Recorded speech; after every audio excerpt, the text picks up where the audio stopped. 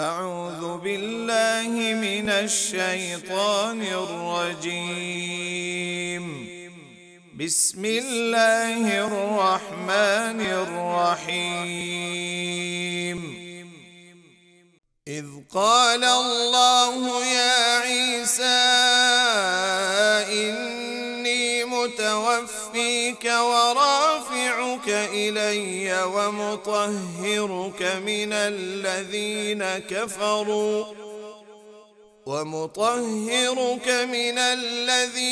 كفروا وجاعل الذين اتبعوك فوق الذين كفروا إلى يوم القيامة ثم إلي مرجعكم فأحكم بينكم فيما كنتم فيه تختلفون.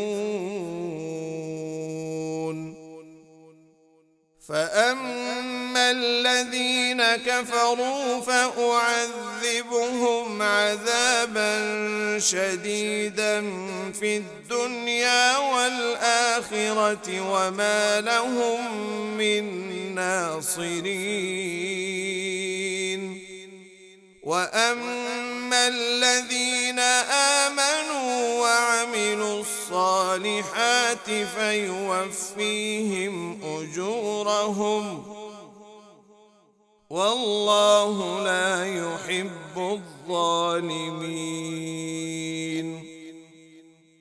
ذلك نتلوه عليك من الآيات والذكر الحكيم.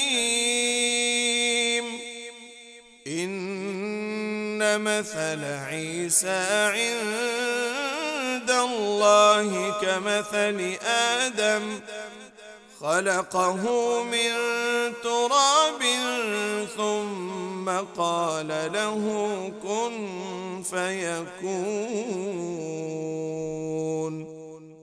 الحق من ربك فلا تكن من الممترين. فمن حاجك فيه من بعد ما جاءك من العلم فقل تعالوا ندع أبناءنا وأبناءكم ونساءنا ونساءكم